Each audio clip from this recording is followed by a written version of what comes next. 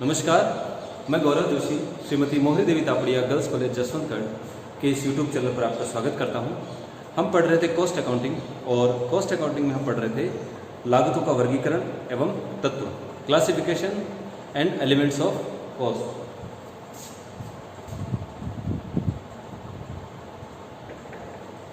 Classification and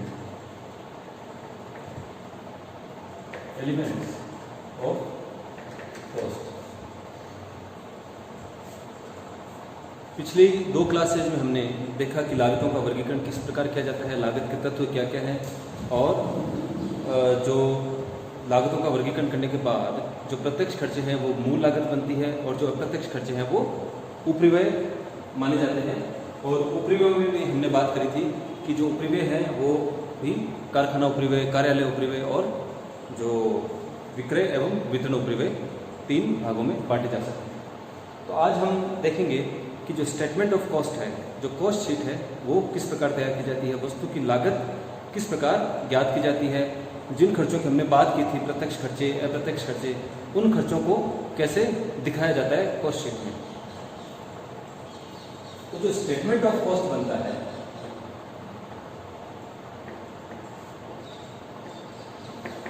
लागत विवरण पत्र या फिर इसको कहते हैं कॉस्ट शीट। जो कॉस्ट शीट बनती है वो कैसे बनती है,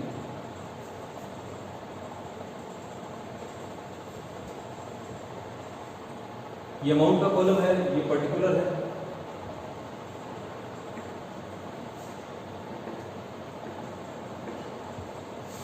यहां पर पर्टिकुलर से हम बात कर रहे थे प्रत्यक्ष खर्चों की। तो प्रत्यक्ष खर्चों में सबसे पहला हमने पढ़ा था डायरेक्ट मटेरियल। डायरेक्ट मटेरियल प्रत्यक्ष सामग्री, कच्ची सामग्री जो वस्तु का अंग बन जाती है, जो वस्तु के उत्पादन में मुख्य रूप से काम आने वाला पदार्थ डायरेक्ट मटेरियल होता है, प्रत्यक्ष सामग्री। उसके बाद हमने बात की थी डायरेक्ट वेजेस की, प्रत्यक्ष मजदूरी की। जो प्रत्यक्ष मजदूरी है वो वस्तु के उत्पादन से प्रत्यक्ष रूप से संबंधित होती है। जो मजदूर वस्तु का उत्पादन करने में प्रत्यक्ष रूप से लगे हुए हैं उनकी मजदूरी डायरेक्ट वेजेस कहलाती है।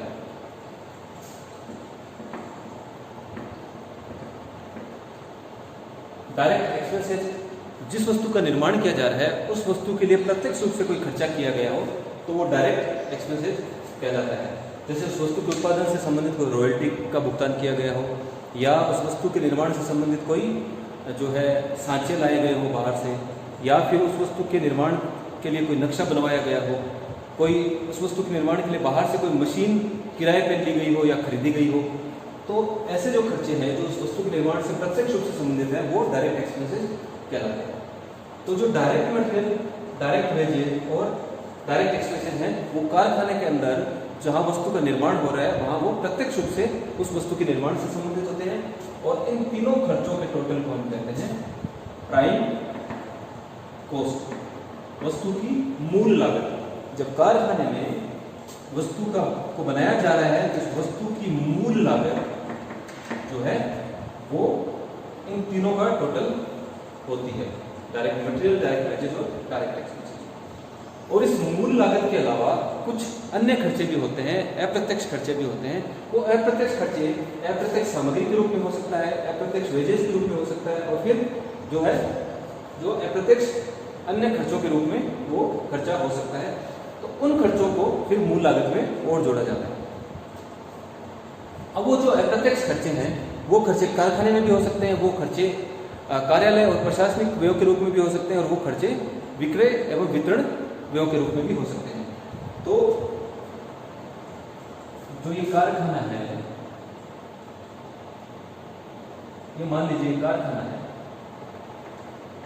और इस कारखाना में जो वस्तु का निर्माण हो रहा है, यहाँ पे वस्तु का निर्माण हो रहा है, इस वस्तु के निर्माण के लिए जो direct wages, direct material, direct expenses वो लगे, तो इस वस्तु की निर्माण की मूल लागत आ गई।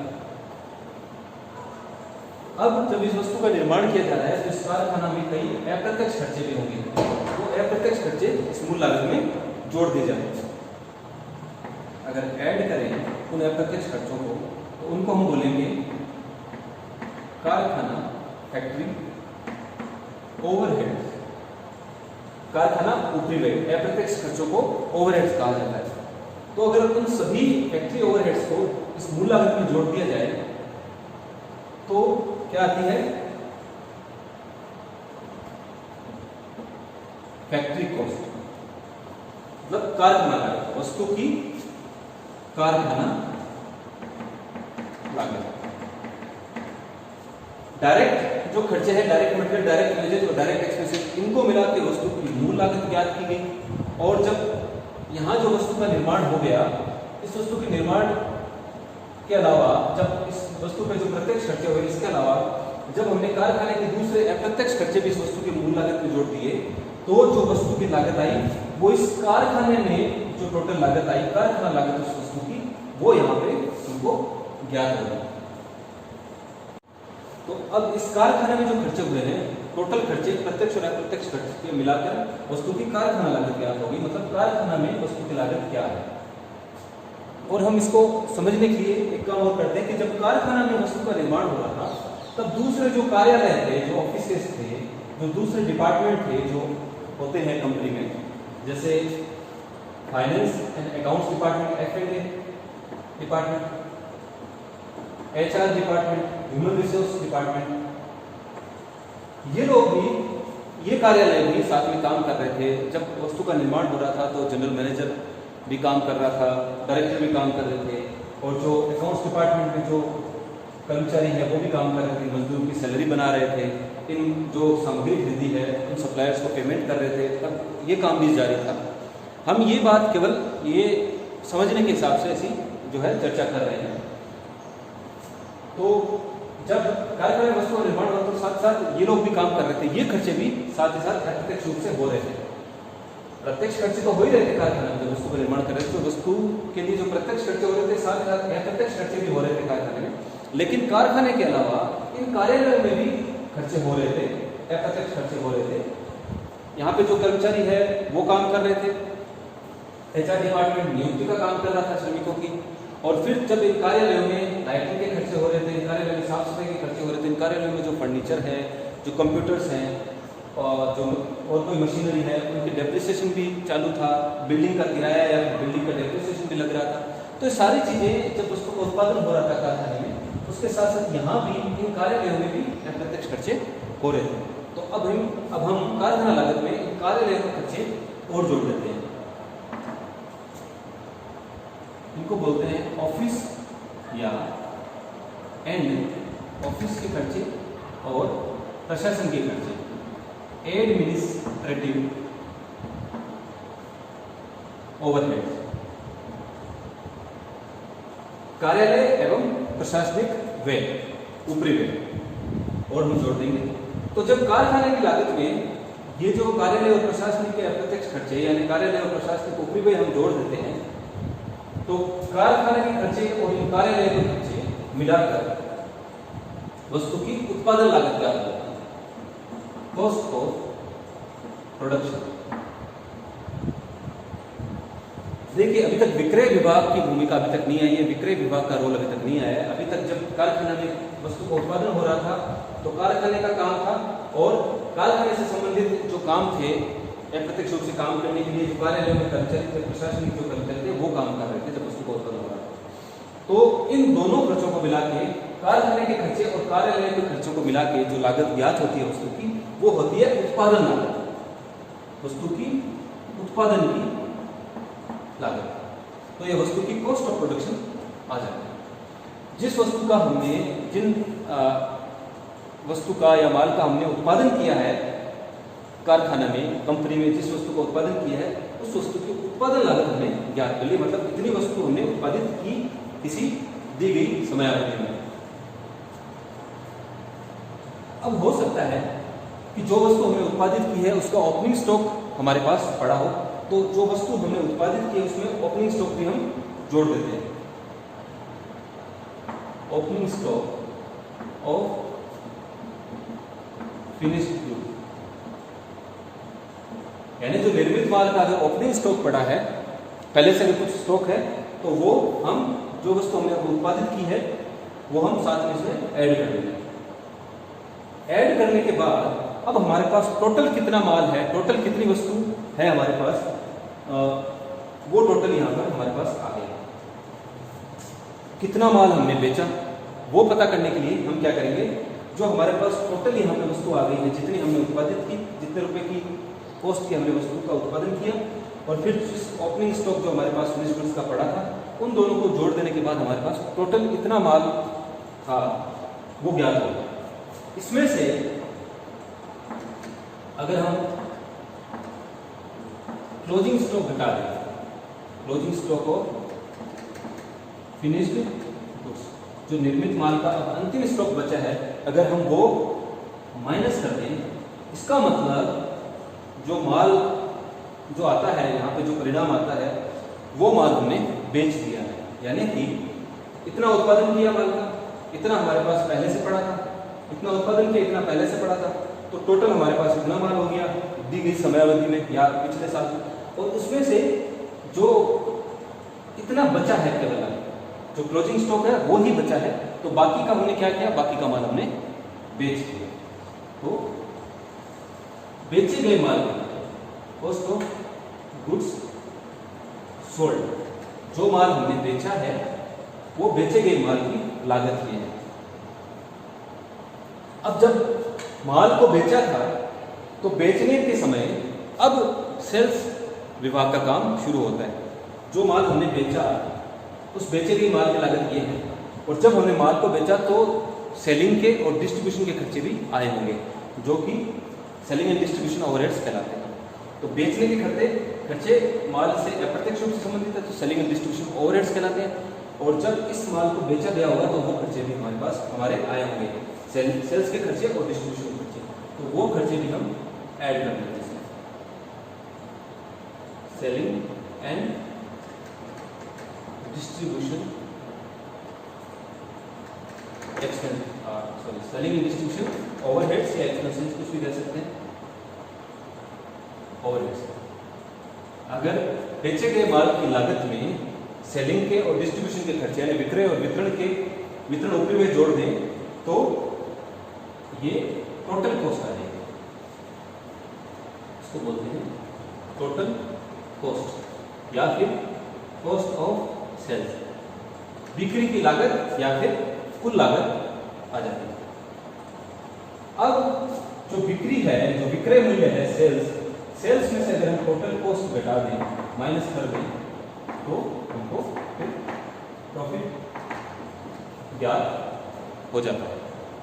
तो इस प्रकार से हमने देखा कि किसी वस्तु की कॉस्ट शीट कैसे तैयार की जाती है और टोटल कॉस्ट कैसे ज्ञात की जाती है, किस तरह से पहले प्राइम कॉस्ट निकाली जाती है, फिर प्राइम कॉस्ट में कारखाना ऊपरी में जोड़कर कारखाना लागत ज्ञात की जाती है, फिर वस्तु की कारखाना लागत में ऑफिस के और एडमिनिस्ट्रेटिव एक्सपेंसेस ओवरहेड्स जोड़े जाते हैं, और फिर वस्तु की उत्पादन लागत ज्ञात की जाती है। उत्पादन लागत में ओपनिंग स्टॉक जोड़ा जाता है और क्लोजिंग स्टॉक घटाने के बाद जो आता है शेष जो बचता है वो होता है कॉस्ट ऑफ गुड्स सोल्ड, बेचे गए माल की लागत। जो माल हमने बेचा है, जितना माल हमने बेचा था उसकी लागत हमको ज्ञात होगी।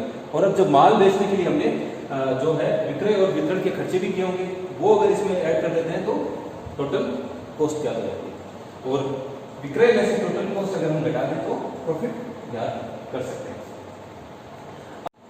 ये जो कॉस्ट शीट है उसको अब हम थोड़ा डिटेल में समझने की कोशिश करते हैं। हमने बात करी थी डायरेक्ट मटेरियल की। डायरेक्ट मटेरियल कच्ची सामग्री जो कंज्यूम की जाती है, जो उत्पादन में काम आती है। तो जैसे हमने बात करी थी कि जो निर्मित माल है उसका ओपनिंग स्टॉक हो सकता है, उसका क्लोजिंग स्टॉक हो सकता है। इसी प्रकार जो कच्ची सामग्री है, जो कच्चा माल है, उसका भी ओपनिंग स्टॉक हो सकता है और क्लोजिंग स्टॉक भी उसका होगा। अगर ओपनिंग स्टॉक है तो क्लोजिंग स्टॉक भी उसका बचेगा।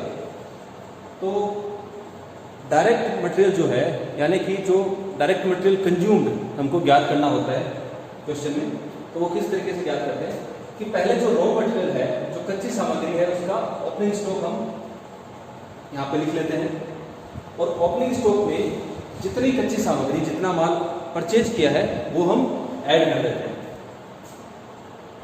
और जब हम बात कर रहे थे प्रत्यक्ष सामग्री की, तो हमने प्रत्यक्ष सामग्री की लागत की जब बात करी तो हमने ये भी बात करी थी कि प्रत्यक्ष सामग्री का केवल सामग्री का मूल्य नहीं होता, सामग्री को जब खरीदा जाता है तो सामग्री को आपूर्तिकर्ता से कारखाने तक लाने का भाड़ा, उसके संबंध में किए गए बीमा व्यय और कर, वो तीनों भी सामग्री का मूल्य बनाते हैं। ये जो बाकी के जो खर्चे होते हैं सामग्री प्राप्त करने के, वो खर्चे भी सामग्री के मूल्य में जोड़े जाते हैं सामग्री की लागत ज्ञात करने के लिए। तो सबसे पहले हम जो कच्चा माल है उसका ओपनिंग स्टॉक देखेंगे कितना है, फिर उसमें हमने जो दी गई अवधि में जो हमने परचेज किया है वो ऐड करेंगे, और परचेज के संबंध में जो भी खर्चे हुए हैं वो भी हम प्रत्यक्ष सामग्री की लागत में हम ऐड करेंगे। तो ओपनिंग स्टॉक और परचेज के संबंध में किए गए खर्चे ऐड करने के बाद कुल कच्ची सामग्री हमारे पास कितनी थी वो ज्ञात हो जाती है। और जो कुल सामग्री में से अगर क्लोजिंग स्टॉक बच जाता है, अगर अंतिम स्टॉक के रूप में कुछ स्टॉक शेष रह जाता है, अगर दिया हुआ है क्वेश्चन में, तो उसको हम लेस कर देंगे। तो कुल सामग्री में से अगर कुछ माल बच जाता है, क्लोजिंग स्टॉक हमने लेस किया, तो जो बाकी क्लोजिंग स्टॉक लेस करने के बाद जो मूल्य बचता है वो होता है material consume, cost of material consume. यानी जो हमारे पास कुल सामग्री थी, ओपनिंग स्टॉक था, फिर उसमें हमने परचेज और ऐड कर दी, तो कुल सामग्री आ गई। कुल सामग्री में से जो शेष में रहा अंतिम स्टॉक वो हमने माइनस कर दिया, तो जो मूल्य ज्ञात होता है वो होता है कि उपभोग की गई सामग्री का मूल्य, कितनी सामग्री हमने डायरेक्ट मटेरियल के रूप में यूज कर ली वस्तु के निर्माण के लिए। तो ऐसे हमने डायरेक्ट मटेरियल ज्ञात कर लिया। डायरेक्ट मटेरियल के बाद उसमें हमने डायरेक्ट वेजेज ऐड कर दिया और डायरेक्ट एक्सपेंसेज हमने ऐड कर दिए। डायरेक्ट एक्सपेंसेज जैसे हमने बात करी थी कि रॉयल्टी हुआ, किसी प्रकार की अगर मशीन स्पेशली किसी वस्तु के निर्माण के लिए हायर करनी पड़े, खरीदनी पड़े, तो उसका खर्चा, कोई सांचे अगर खरीदने पड़े, तो इस प्रकार का कोई नक्शा तैयार करवाना पड़े वस्तु के उत्पादन से निर्माण के लिए, जो प्रत्यक्ष रूप से उसकी लागत माना जाएगा, तो वो डायरेक्ट एक्सपेंसेज होते हैं। तो direct material consume, direct wages और डायरेक्ट एक्सपेंसेज मिलाकर मूल लागत बनती है, उस वस्तु की मूल लागत। उस वस्तु की मूल लागत में फिर जो फैक्ट्री में जो अप्रत्यक्ष खर्चे हुए हैं दूसरे, वो भी हम ऐड कर देते हैं।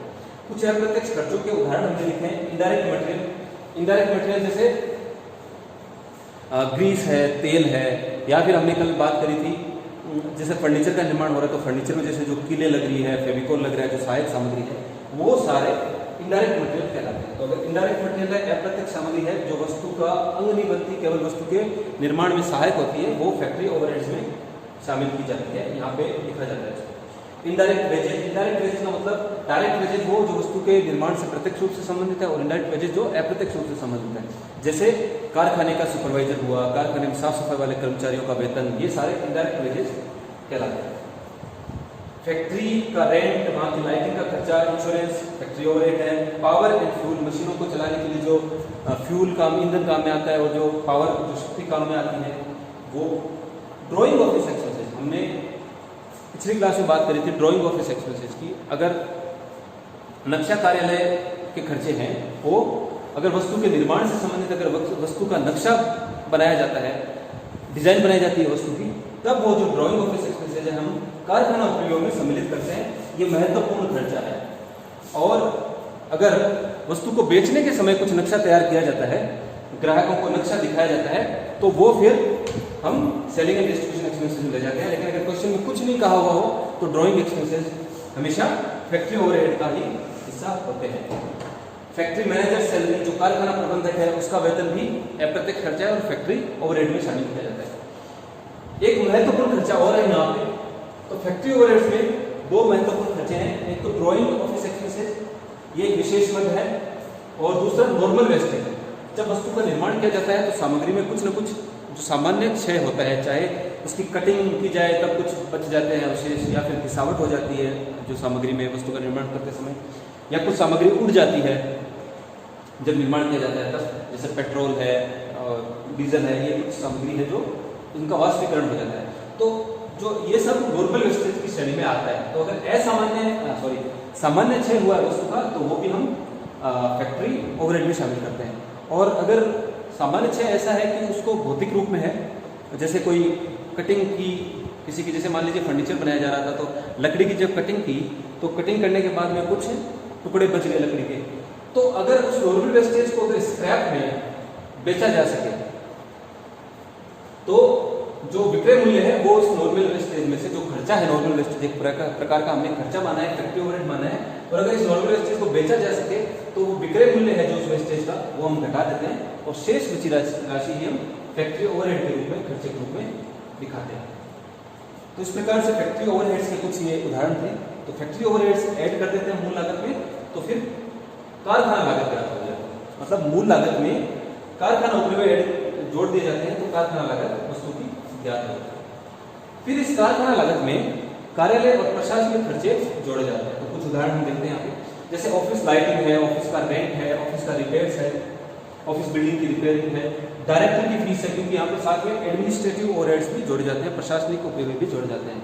तो जैसे डायरेक्टर है और जो जनरल मैनेजर है उनके खर्चे एडमिनिस्ट्रेटिव ओवरहेड्स में जाते हैं, माने जाते हैं। तो ऑफिस की लाइटिंग है, ऑफिस का रेंट है, ऑफिस की रिपेयर है, मरम्मत के खर्चे हैं, डायरेक्टर की फीस है, ऑफिस में जो कर्मचारी काम कर रहे हैं उनकी सैलरी है, वहाँ पर जो फर्नीचर रखा है, जो कंप्यूटर्स हैं उनका डेप्रिसिएशन।